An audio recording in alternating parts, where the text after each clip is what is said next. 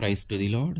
ఈరోజు దేవుడు మనకిచ్చినటువంటి వాగ్దానం ఏంటంటే, యెషయా గ్రంథము 54వ అధ్యాయము 10వ వచనం. పర్వతములు తొలగిపోయినను, మెట్టెలు తత్తరిల్లినను, నా కృప నిన్ను విడిచి పోదు. ఆమేన్.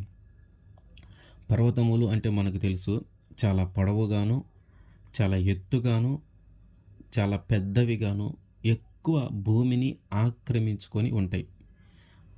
అవి కదల్చబడాలన్నా, అవి కరిగిపోవాలన్నా కొన్ని వేల సంవత్సరాలు పడుతుంది. అట్లాగే మెట్టలు అంటే పెద్ద గుట్టలు లేదా చిన్న సైజు కొండలు. ఈ చిన్న సైజు కొండలు ఉన్నాయి. అవి కదల్చబడాలన్నా, వనకాలన్నా వాటికి అసాధ్యమైన పని అది. అది కదల్చబడాలన్నా, అది వనకాలన్నా, లేదా అది అక్కడి నుంచి తీసివేయబడాలన్నా కొన్ని వేల సంవత్సరాలు పడుతుంది. మనం అప్పుడప్పుడు చూస్తూ ఉంటాం, ఏదైనా ఒక కొండలో ఒక గ్రానైట్ కానీ పడిందంటే, ఆ గ్రానైట్ రాయి కానీ అందులో ఉందంటే ఆ కొండని త్రవ్వుతూ ఉంటారు. ఆ కొండని ఒక ఒక ఒక రకమైన కొండని తవ్వి తీయటానికి కొన్ని సంవత్సరాలు పడతా ఉంటుంది.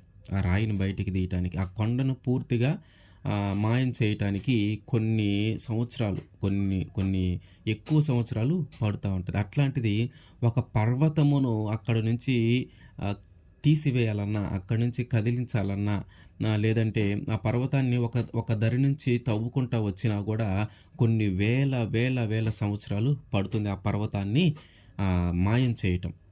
కొండలని పిండి చేయటం అంటారు కదా, ఆ కొండల్ని పిండి చేయాలంటే కొన్ని వేల సంవత్సరాలు పడుతూ ఉంది. అట్లాంటి కొన్ని వేల సంవత్సరాలు పడేటటువంటి ఆ పర్వతాన్ని తొలగించడానికి పట్టేటువంటి ఆ సమయం ఎంతైతే ఉందో, దానికంటే ఎక్కువగా, ఒకవేళ ఆ పర్వతాన్ని తొలగిపోయినా సరే, ఆ పర్వతాన్ని తొలగించడానికి ఎంత సమయం అయితే పట్టిందో ఆ సమయం కంటే కూడా ఎక్కువ కృప ఆయన నీ మీద చూపిస్తాడు. ఆ పర్వతాలు తొలగిపోయినా సరే నా కృప మాత్రము నిన్ను విడిచి పోదు. అసలు ఆ పర్వతాలు తొలగిపోవటమే అసాధ్యం. ఆ పర్వతాలు తొలగిపోవటము అది ఈ భూమి మీద ఉన్న మనుషులకు సాధ్యమైన పని కాదు. చిన్న కొండల్ని ఏదైనా పిండి చేయగలిగి మాయం చేయగలుగుతారేమో కానీ కొన్ని సంవత్సరాలకి పెద్ద పర్వతాలను మాత్రము భూమి మీద లేకుండా చేయటము అసాధ్యము. అది సాధ్యమైన పని కాదు.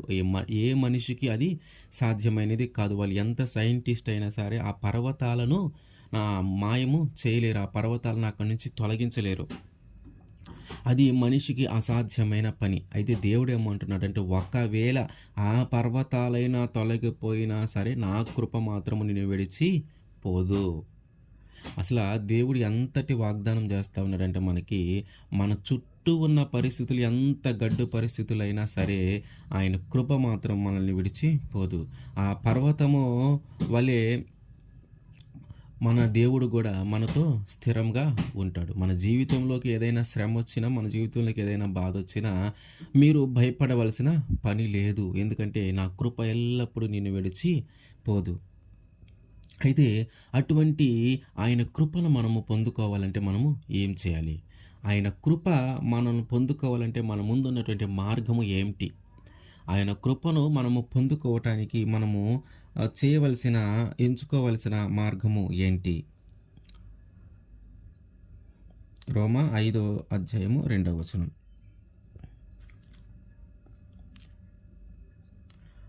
మరియు ఆయన ద్వారా మనము విశ్వాసము వలన ఈ కృపయందు ప్రవేశము గలవారమై అందులో నిలిచి యుండుడి. విశ్వాసము ద్వారా ఆ కృపను మనము పొందుకుంటామంట. ఆ పర్వతాలు తొలగిపోయినా, మెట్టెలు తద్దరిల్లినా, చెదిరిపోయిన కృప దేవుడు మనకి ఇవ్వాలంటే మనము విశ్వాసము ద్వారా ఆ కృపను పొందుకోవాలి. ఎప్పుడైతే మనము దేవుని విశ్వసిస్తామో, ఎప్పుడైతే ఆయన మీద నమ్మకం ఉంచుతామో, ఎప్పుడైతే ఆయన్ని మనము బలంగా విశ్వసిస్తామో, అప్పుడు మన జీవితంలో ఆయన కార్యాలు చేస్తాడు. అప్పుడు ఆయన కృప మనకి తోడుగా ఉంటుంది. ఆయన్ని విశ్వసించిన ప్రతి వారికి ఆయన కృప ఎల్లప్పుడూ తోడుగానే ఉంటుంది. ఆయన ఎప్పుడైతే మనము విశ్వసించమో అప్పుడు ఆయన కృప మనకి దూరం అవుతుంది. మనము ఎప్పుడైతే ఆయన విశ్వసిస్తామో ఆయన కృప మనకు తోడుగా ఉంటుంది. 5:21 రోమా 5:21.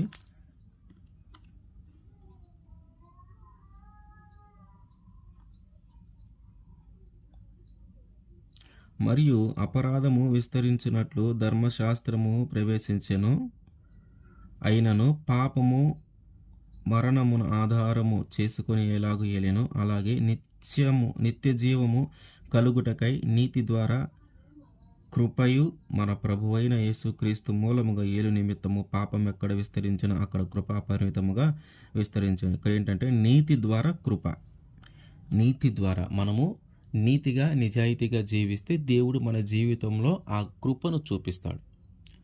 మనము నీతిగా నిజాయితీగా యథార్థముగా జీవిస్తే దేవుడు మన జీవితంలో కృపను చూపిస్తాడు. మన ఇష్టానుసారంగా ధనము సంపాదించే విషయంలోనూ, ఒక మనిషిని నమ్మే విషయంలోనూ, భార్య విషయంలో భర్త కానీ, భర్త విషయంలో భార్య కానీ, ఇట్లా ఒకరి బంధుత్వంలో ఒకరును నీతిగా నిజాయితీగా యథార్థంగా వ్యవహరించాలి. ఎప్పుడైతే నువ్వు నీతిగా ఉంటావో, ఎప్పుడైతే నువ్వు యథార్థంగా ఉంటావో అప్పుడు దేవుని కృప నీ మీద ఉంటుంది. ఈ లోకంలో జీవించేటటువంటి మనము నీతిగా నిజాయితీగా జీవించటం అనేది చాలా కష్టమైన పని. లోకమంతా కూడా పై మెరుగులను చూసి ఆశపడి మనము పాపంలో పడిపోతూ ఉంటాం. ఈ నీతిని అనుసరించి మనము జీవించడం చాలా కష్టమైన పని. కానీ దేవుడు అంటున్నాడు, ఎప్పుడైతే నువ్వు నీతిగా జీవిస్తావో అప్పుడు నా కృప నీకు తోడుగా ఉంటుంది. రోమా 10:12.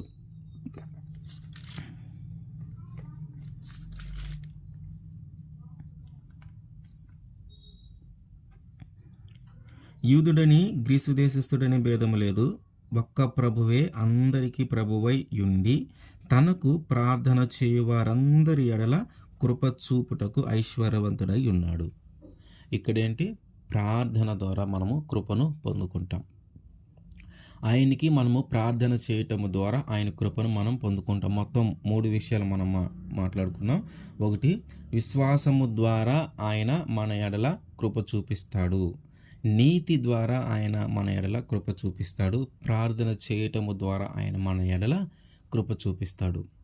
ఆయన కృపను మనం పొందుకోవాలంటే మనం విశ్వాసంగా ఉండాలి. ఆయన కృపను మనం పొందుకోవాలంటే మనం నీతిగా జీవించాలి. ఆయన కృపను మనం పొందుకోవాలంటే మనము ప్రార్థన చేయాలి.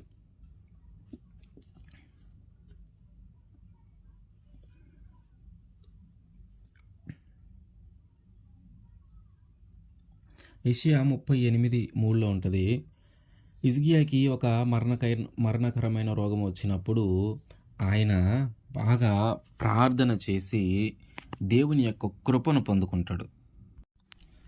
యెషయా 38:3, యెహోవా యథార్థ హృదయుడునై సత్యముతో నీ సన్నిధిని నేనెట్లు నడుచుకొంటినో, నీ దృష్టికి అనుకూలంగా సమస్తమును నేనెట్లు జరిగించితినో కృపతో జ్ఞాపకము చేసుకొనమని హిజ్కియా కన్నీళ్లు విడుచు యెహోవాను ప్రార్థించెను. ఆయన కృపతో జ్ఞాపకము చేసుకోమని ఈయన కన్నీళ్లు విడిచి ప్రార్థన చేశాడంట. అంటే ప్రార్థన చేసి ఆయన యొక్క కృపను హిజ్కియా పొందుకున్నాడు. ఆయనకి ఒక మరణకరమైన రోగం వచ్చినప్పుడు ఆయనకి ఆ విషయము ప్రవక్త ద్వారా దేవుడు చెప్పిస్తాడు. ఇదిగో నువ్వు మరణమైపోబోతూ ఉన్నావు, నీ ఇంటిని చక్కబెట్టుకో అని చెప్తే అప్పుడు ఈయన, నువ్వు ఎంతో కృప కలిగిన వాడవు కదా, నేను ఎంత యథార్థవంతంగా జీవించానో, ఎంత నీతిగా జీవించానో నీకు తెలుసు కదయ్యా, నీ కృపతో నన్ను కాపాడు. ఈయన నీతిగా బ్రతికాడు, యథార్థంగా బ్రతికాడు, అట్లాగే ప్రార్థన చేశాడు. ఈ మూడిటి ద్వారా ఆయన దేవుని యొక్క కృపను పొందుకుంటే దేవుడు ఆ కృపను బట్టి 15 సంవత్సరముల ఆయుష్ తిరిగి ఆయనకి ఇచ్చాడు. అట్లాగే మన జీవితంలో కూడా మనము దేవునికి ప్రార్థిస్తే ఆయన కృపను మనం పొందుకుంటాం. దేవునికి ప్రార్థిస్తే ఆయన మరణము నుంచి మనల్ని విడిపించగలడు. దేవునికి ప్రార్థిస్తే ఆయన కృపను కానీ మనం పొందుకుంటే మన జీవితంలో లేమి అనేది లేకుండా కలిమి కలిగి ఉంటుంది. మన జీవితంలో దేవుని కృపను పొందుకొని ఉంటే మనకున్నటువంటి సమస్యలన్నిటి నుంచి ఆయన మనల్ని విడిపిస్తాడు. అయితే చాలామంది దేవుని కృపను ఎంతకాలము ఉంటుంది అని అనుకుంటూ ఉంటారు. దేవుని కృప మన మీద చూపిస్తూ ఉన్నాడు కదా, అది ఎంతకాలము? దేవుని కృప చూపిస్తూ ఉంటాడు కదా మన మీద. అది ఎంత కాలము మనకి ఉంటుంది. యెషయా 55:3లో ఉంటది. చెవియొగ్గి నా యొద్దకు రండి, మీరు వినిన ఎడల మీరు బ్రతుకుదురు. నేను మీతో నిత్య నిబంధన చేసేదను. దావీదునకు చూపిన శాశ్వతమైన కృప నీకు చూపుదును. ఆయన చూపించేటటువంటి కృప ఎట్లాంటిదంటే శాశ్వతమైనది. ఈ భూమి మారినా, ఈ పరిస్థితులు మారినా, ప్రకృతులు మారినా, సూర్య చంద్రులు ఆగిపోయినా సరే ఆయన కృప మాత్రము ఆగిపోదు. మనుషులు మారినా, నీ చుట్టూ ఉన్న పరిస్థితులు మారినా ఆయన కృప మాత్రము మారదు. ఆయన చూపించేటటువంటి కృప శాశ్వతమైనది. ఆయన చూపించేటటువంటి కృప శాశ్వతమైనది. అయితే చాలా సార్లు మనము గమనిస్తే ఆయన శాశ్వతమైన కృపను పొందుకొని కూడా చాలామంది పాపములో పడిపోయిన వారు ఉన్నారు. ఆయన కృపకు దూరమైన వారు ఉన్నారు. 2 సమూయేలు 7:15లో నిన్ను స్థాపించుటకై నేను కొట్టివేసిన సౌలునకు నా కృప దూరమైనట్టు అతనికి నా కృప దూరము కాదు. దేవుడు కృప చూపిస్తే అది శాశ్వతమైన కృప, శాశ్వత కాలము ఉండే కృప. కానీ ఇక్కడేమంటున్నాడు, సౌలుకి ఆయన కృప దూరము చేశాడంట. సౌలు మీద మొదట కృప చూపించాడు. మామూలుగా మనం ఆలోచించేది ఏంటంటే ఆయన శాశ్వతమైన కృపను మన మీద చూపించినప్పుడు మళ్ళీ కృప ఎందుకు మనకి దూరం అవుతుంది? ఆయన మనల్ని శాశ్వతమైన ప్రేమతో ప్రేమిస్తూ ఉన్నాడు. శాశ్వతమైన కృప మన మీద చూపిస్తూ ఉన్నాడు కదా. ఒక్కసారి మన జీవితంలోనికి ఆ కృప ప్రవేశించిందంటే, ఒకసారి దేవుడు మన మీద కృప చూపించాడంటే తిరిగి ఆ కృప మనల్ని ఎందుకు దూరము అయిపోతా ఉంది? అది శాశ్వతమైన కృప కదా, మనల్ నుంచి ఎందుకు దూరం అయిపోతా ఉంది అని మనము ఆలోచించాల. సౌలు మొదట ఇజ్రాయేలుకి మొట్టమొదటి రాజుగా దేవుడు ఎంతో ఇష్టపడి సౌలుని ఏర్పాటు చేసుకున్నాడు. ఆయన మీద కృప ఉంచాడు. ఆయన ఏది చెప్తే అది ఆయన ద్వారా అనేకమైన కార్యాలు జరిగించాడు. సౌలు నోట నుంచి మాట వస్తే అది జరిగించుకుంటూ వచ్చాడు. అయితే కొన్ని సందర్భాలలో సౌలు దేవుని మాట వినకుండా ఈ లోకము వైపు తిరిగాడు. సౌలు ఆ దేవుని మీద ఆధారపడకుండా ఈ లోకంలో ఉన్నటువంటి దేవతల మీద ఆధారపడ్డాడు. ఆ దేవతలకు పూజించాడు. ఎప్పుడైతే సౌలు పాపము చేశాడో, ఎప్పుడైతే పాపంలో పడిపోయాడో, దేవుడి యొక్క కృప అతనికి దూరమైంది. అంటే ఇక్కడ ఏంటంటే ఆయన శాశ్వతమైన కృప మనకు చూపిస్తున్నాడు కాబట్టి కృప ఎప్పుడు మనకి దూరము కాదు, అది ఎప్పుడు మనతో శాశ్వతంగా ఉంటుంది. కానీ కృప ద్వారా జరిగేటటువంటి క్రియలు, కృప ద్వారా వచ్చేటటువంటి ఆశీర్వాదము, కృప ద్వారా జరిగేటటువంటి అద్భుతమైన కార్యాలు జరగవు, అవి ఆగిపోతాయి. కృప ఎల్లప్పుడూ మనతోనే ఉంటుంది. కానీ ఆ కృప ద్వారా జరిగేటటువంటి అద్భుతమైన కార్యాలు, ఆశీర్వాదాలు కానీ మన జీవితంలో మనం ఏదైతే అడుగుతా ఉన్నామో అట్లాంటి కార్యాలు జరుగుతాయి, కానీ జరుగుతామో ఆగిపోతాయి. కానీ కృప మనతోనే ఉంటుంది. కృప చేసేటటువంటి పని ఆగిపోతుంది. దేవుడు మనల్ని శాశ్వతమైన కృపతో మనల్ని చూస్తూ ఉన్నాడు కాబట్టి, శాశ్వతమైన కృప మన మీద ఉంచుతూ ఉన్నాడు కాబట్టి ఆ కృప ఎల్లప్పుడూ మనతోనే ఉంటుంది. కానీ ఎప్పుడైతే మనం పాపంలో పడిపోతామో, ఎప్పుడైతే మనము ఈ లోక ఆశల్లో పడిపోయి పాపంలో ఉండిపోతామో అప్పుడు ఆ కృప మనతోనే ఉంటుంది. కానీ ఆ కృప పని చేసే పని ఆగిపోతుంది. అందుకని దేవుడు అంటున్నాడు, సౌలుని నేను ఎంతగానో ఇష్టపడి రాజుగా నియమించుకున్నాను, ఆయన మీద ఎంతో కృప చూపించాను, శాశ్వతమైన కృప ఆయన మీద నేను ఉంచాను. కానీ ఆయన పాపములో పడిపోయాడు, అప్పుడు ఆయనకి ఈ కృప దూరమైంది. కానీ ఇదిగో దావీదుగా ఉన్నటువంటి నీవు ఇజ్రాయేలు మీద రాజుగా నేను నియమించబోతూ ఉన్నాను, అతనికి ఎట్లాగైతే నా కృపను దూరం చేసి ఉంచాను అట్లాగే నీకు మాత్రము దూరము చెయ్యను. దేవుడు అదే మనతో చెప్తా ఉన్నాడు. మన ముందు ఎవరైనా దేవుని కృపను పొందుకొని దాన్ని పోగొట్టుకున్న వాళ్ళు ఉన్నారేమో, దేవుడు మన జీవితంలో మాత్రం అట్లా చేయడు. ఎందుకంటే వారికంటే మనము ఉన్నతంగా మనము జీవించాలని ఆయన ఆశ. దావీదు కూడా దేవుడికి ఇష్టం లేని పనులు కొన్ని చేశాడు. దావీదు కూడా పాపంలో పడిపోయాడు. కానీ సౌలు పాపంలో పడిపోయినప్పుడు, దావీదు పాపంలో పడిపోయినప్పుడు చిన్న తేడా ఉన్నది. ఏంటంటే సౌలు పాపంలో పడిపోయి కర్ణపిశాచుల దగ్గరికి, వాటి దగ్గరికి, వీటి దగ్గరికి, లోకంలో ఉన్న దేవతలు అని అనబడే వాటి దగ్గరికి వెళ్ళాడు. కానీ దేవుడి దగ్గరికి రాలా. కానీ దావీదు పాపం చేసినప్పుడు నేను దేవుడి చేతిలోనే పడతాను. నేను దేవుడి మీదే ఆధారపడతాను. ఏ శిక్ష అయినా దేవుడు వేస్తేనే మంచిదని తన పాపాన్ని ఒప్పుకొని పశ్చాత్తాపడ్డాడు దావీదు. ఆయనకి, ఈయనకి ఎంత తేడా ఉందనమాట. సౌలు సౌలుని దేవుడు ఎంతో ఇష్టపడి రాజుగా నియమిస్తే ఆ సౌలు పాపంలో పడిపోయినప్పుడు తిరిగి దేవుని వైపు తిరగల. తిరిగి దేవుని ప్రార్థించలా. తిరిగి దేవుడి దగ్గర పశ్చాత్తాపడలా. అయ్యా! పొరపాటున చేశానయ్యా! తెలియకుండా చేశానను ఏదో ఒక విధంగా దేవుడి దగ్గర పశ్చాత్తాపడలేదు గానీ, దావీదు మాత్రం తన పాపంలో పడిపోయినప్పుడు, తన ద్వారా పాపం జరిగినప్పుడు దేవుడి మీదే ఆధారపడ్డాడు. దేవుడి దగ్గరికెళ్ళి ప్రార్థన చేసి పశ్చాత్తాపడి నాది పాపము, నన్ను క్షమించు. నేను బ్రతకటానికి గూడా నేను అర్హుడిని కాదయ్యా! కానీ నీ కృప నా మీద ఉంచు. ఇదిగో శాశ్వతమైన కృపతో నన్ను చూస్తూ ఉన్నావు కాబట్టి, శాశ్వతమైన కృప నా జీవితంలోకి ఉంచావు కాబట్టి నాకు దూరం చేయొద్దయ్యా ఆ కృపనని వేడుకుంటాడు దావీదు. అందుకని దేవుడంటాడు, ఇదిగో సౌలుకి నా కృప దూరం చేసినట్టు నీకు మాత్రం నా కృప దూరము చెయ్యను. అందుకనే మన జీవితంలో మనము ఏమి చేసినా, మనము జీవించి ఉన్నామన్నా అది దేవుని కృపే. మనము బ్రతికి ఉన్నామంటే అది దేవుని కృపే. మన జీవితం మనం ఏమి చేసినా, ఒకటి సాధించగలిగామన్నా, ఒకటి సాధించలేకపోయామన్నా ఏదైనా కారణం ఒకటి ఆయన కృప. సాధించలేకపోయినా ఆయన కృప అంటే ఏంటంటే, అది ఆ సమయం కంటే ఇంకొక సమయంలో జరిగితే బాగుండు. అది ఆ విధంగా కంటే ఇంకొక విధంగా జరిగితే గొప్ప మేలు జరుగుతుందన్న ఉద్దేశంలో దాన్ని నీ జీవితంలో దేవుడు ఆపి ఉండొచ్చు. ఆ విధంగాను మంచి కృపే అది గూడా మనకి. అంటే ఓవరాల్‌గా ఏంటంటే, ఆయన కృప శాశ్వతమైన కృప. కానీ ఎప్పుడైతే ఎప్పుడైతే నువ్వు పాపంలో పడిపోతావో, ఆ కృప పనిచేసే విధానం ఆగిపోతుంది. కానీ దావీదు విషయంలో ఏం జరిగిందంటే, దావీదు తిరిగి దేవుడి దగ్గరికి వచ్చాడు. అట్లాగే మన జీవితంలో మొదట మనము నీతిమంతుడిగా, యథార్థవంతంగా, విశ్వాసిగా మనము జీవించి, దేవుని యొక్క కృపను పొందుకొని, తిరిగి ఇప్పుడు లోకంలో పడిపోయి, పాపంలో పడిపోయి మనము ఉండి, సౌలు లాంటి జీవితంలో మనం ఉన్నామంటే, మనం సౌలులాగా మిగిలిపోకుండా, దావీదులాగా తిరిగి దేవుని దగ్గరికి వచ్చి, పశ్చాత్తాపడి మన పాపములు ఒప్పుకొని వాటన్నిటి కోసం కన్నీటి కార్చి ఆయన రక్తంలో మనం కడగబడి, పరిశుద్ధపరచబడితే, ఆయన తిరిగి మన మీద ఆయన కృప చూపించగలడు. ఆయన శాశ్వతమైన కోపము ఆయనకి మన మీద లేదు. ఆయనకుంది మన మీద శాశ్వతమైన ప్రేమ. శాశ్వతమైన ద్వేషం ఆయనకి మన మీద లేదు. ఆయనకి మన మీద ఉంది శాశ్వతమైన కృప. ఆయన ఎల్లప్పుడూ మనల్ని కరుణించేవాడు. ఎల్లప్పుడూ మనల్ని ద్వేషించేవాడు కాదు. నువ్వు చేసిన పాపాన్ని బట్టి, నువ్వు చేసిన తప్పును బట్టి, ఇది ఎవరు చేయకూడని తప్పు, ఇది ఎవరు చేయలేని తప్పు, ఎంతటి మోసకరమైన, ఎంతటి అసహ్యమైన పాపము నువ్వు చేసావు కాబట్టి నీ జీవితం మొత్తం నువ్వు నాశనమే అయిపోవాల్సిందే. నీ జీవితం మొత్తము నువ్వు ఇట్లా ఎవరు లేకుండా జీవించాల్సిందే. నీ జీవితం మొత్తము నువ్వు ఒంటరిగా గడపాల్సిందే. నీ జీవితం మొత్తం నువ్వు పాపంలోనే మరణించాల్సిందే అని ఆయన అసలు అనుకోడు.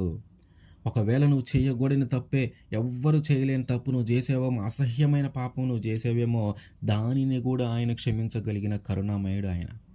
దానిని కూడా ఆయన క్షమించగలిగే గుణము కలిగిన వాడు ఆయన. అందుకని ఆయన మనల్ని శాశ్వతమైన కృపతో ఆయన చూస్తా ఉన్నాడు. శాశ్వతమైన ప్రేమతో ఆయన మనల్ని ప్రేమిస్తా ఉన్నాడు. మనము గాని దావీదులాగా తిరిగి ఆయన దగ్గరికి వస్తే, మన జీవితంలో మునుపు పొందినటువంటి మేలులు, మన జీవితంలో మునుపు ఆయన కృపను మనం పొందుకొని, ఇప్పుడు పొందుకోలేకపోతా ఉంటే, ఇప్పుడు మనము ఆయన కృపను పొందుకోగల అవకాశము మనకుంది. ఎందుకంటే ఆయన చూపించే కృప శాశ్వతమైన కృప. అది మధ్యలో మనల్ని వదిలిపెట్టిపోయేది కాదు. మనుషులు చూపించే ప్రేమ, మనుషులు చూపించే కృప, మనుషులు చూపించే జాలి కొంతవరకు మాత్రమే. మనుషులు చూపించే ప్రేమ కొంతవరకు మాత్రమే. ఎప్పుడైతే వాళ్ళకి ఇష్టం లేని పని చేస్తామో, ఎప్పుడైతే వాళ్ళకి నచ్చని పని చేస్తామో, ఎప్పుడైతే వాళ్ళు ధనం అడిగితే ఇవ్వలేకపోతామో, ఇదిగో ఆ సమయంలో వారు మనల్ని వదిలివేసి వెళ్ళిపోతారు. ఆ సమయంలో వాళ్ళ ప్రేమ అంతటితో ఆగిపోతుంది. ఆ సమయంలో వాళ్ళు చూపించే జాలి అంతటితో ఆగిపోతుంది. ఆ సమయంలో వాళ్ళు చూపించే ప్రేమ, ఆప్యాయత, అనురాగం అంతటితోనే ఆగిపోతాయి. కానీ దేవుడు అట్లా కాదు. ఒకవేళ దేవుడు నిన్ను ఏమీ అడగట్లా, నువ్వు ధనం ఇవ్వమని అడగట్లా, నీ స్థలం ఇవ్వమని అడగట్లా, నీ బంగారం ఇవ్వమని అడగట్లా. ఆయన అడిగేది ఒకటే, నీ హృదయాన్ని ఇవ్వు. నీ హృదయాన్ని ఇవ్వు. నీ ప్రవర్తన మార్చుకో. నువ్వు నీతిగా బ్రతుకు, నిజాయితీగా బ్రతుకు, యథార్థంగా బ్రతుకు, విశ్వాసంగా జీవించు, ప్రార్థన చేయి. ఇదిగో నా కృప నీకు ఎల్లప్పుడూ తోడుగా ఉంటుంది. నా కృప ఎల్లప్పుడూ నీ జీవితంలో ఉంటుంది. దేవుడు దావీదుకి వాగ్దానం చేస్తాడు. ఇదిగో నీ తర్వాత నీ కుమారులు ఎవరైనా నీతిగా జీవిస్తే వాళ్ళందరి మీద నా కృప ఉంటుంది. నీ తర్వాత వాళ్ళ సింహాసనాన్ని అధిష్ఠించేలాగా నేను చేస్తాను. నీ కుమారులు, నీ సంతానం ఎవరో ఒకళ్ళు సింహాసనం మీద ఆసీనులై ఉంటూనే ఉంటారు. అయితే వారు నిజాయితీగా జీవించాలా. నువ్వు ఎట్లా జీవించావు వాళ్ళు అట్లాగానే జీవిస్తూ ఉంటే, వారు అట్లా జీవించినంత కాలము వారు సింహాసనం మీద ఆసీనులై ఉంటారు. దేవుడు అదే మనతో చెప్తా ఉన్నాడు. ఆయన కృప నిరంతరము ఉంటుంది. మనం రక్షింపబడి ఉన్నామన్నా, మనం జీవించబడి ఉన్నామన్నా, మనం సంతోషంగా ఉన్నామా అన్నిటికి కారణము ఆయన కృప. అన్నిటికి కారణము ఆయన కృప. మనం ఎల్లప్పుడూ ఆయన కృపను పొందుకొని ఉన్నాము కాబట్టే మనము ఈరోజు సంతోషంగా ఉండగలుగుతా ఉన్నాం. ఆయన ఎల్లప్పుడూ ఆయన కృప మన మీద చూపిస్తూ ఉన్నాడు కాబట్టి ఈరోజు మనం సజీవంగా ఉండగలిగాం. మన జీవితంలో వచ్చినటువంటి ప్రతి బాధ నుంచైనా, ప్రతి వ్యాధి నుంచైనా, ప్రతి రోగము నుంచైనా విడిపించగలిగిన దేవుడు. వాటిని చూసి మనము భయపడవలసిన పని లేదు. వాటిని చూసి మనం తత్తరపడవలసిన పని లేదు. వాటిని చూసి మనం జంకవలసిన పని లేదు. ఆయన చెప్తా ఉన్నాడు, పర్వతములు తొలగిపోయినా సరే, మెట్టలు దద్దరిల్లినా సరే, ఇదిగో నా కృప మాత్రం నిన్ను విడిచి పోదు. నీ చుట్టూ ఉన్న వాళ్ళు నిన్ను వదిలేసి వెళ్ళిపోయినా సరే, డాక్టర్లే నిన్ను కాదని, ఇక వీడు బతకడు, ఇంక వీళ్ళు బతకరు, ఇంటికి తీసుకొని వెళ్ళనని చెప్పినా సరే, నా కృప మాత్రం నిన్ను విడిచి పోదు. ఆయన ఎల్లప్పుడూ మన మీద కృప చూపగలిగిన దేవుడు. ఆయన కృపను మనం పొందుకోవాలంటే మనం విశ్వాసంగా జీవించాలి. ఆయన కృప మనం పొందుకోవాలంటే మనం నీతిగా జీవించాలి. ఆయన కృపను మనం పొందుకోవాలంటే మనము ప్రార్థన చేయాలా. ప్రార్థన ద్వారా అనేకమైన అద్భుతాలు జరుగుతాయి. ప్రార్థన ద్వారా మనం కృపను పొందుకోగలుగుతాం. అయితే ఆయనకు చూపించే కృప శాశ్వతమైన కృప. ఆ శాశ్వతమైన కృపను నువ్వు పొందుకొని తిరిగి కానీ నువ్వు పాపంలో పడిపోతే ఆ కృప నీలో పనిచేయదు. ఆ కృప పనిచేసే విధానం ఆగిపోతది. కాబట్టి ఒకవేళ నువ్వు అలాంటి స్థితిలో ఉంటే తిరిగి దావీదు వలె దేవుని దగ్గరికి రా. సౌలు వలె నువ్వు దేవుని మీద ఆధారపడకుండా కర్ణపిశాచాల మీద, ఈ లోకం మీద ఆధారపడి ఉంటే నువ్వు తిరిగి ఎప్పటికీ నువ్వు దేవుని కృపను పొందుకోలేవు. కానీ దావీదులాగా నీ తప్పు నువ్వు తెలుసుకొని దేవుడి దగ్గరికి వచ్చావంటే తిరిగి ఆయన శాశ్వతమైన కృపతో నిన్ను చూడగలుగుతాడు. శాశ్వతమైన ప్రేమతో నిన్ను ప్రేమించగలుగుతాడు. ఆయన కృప ఎప్పటికీ మనల్ని విడిచిపోదు. ఆమేన్.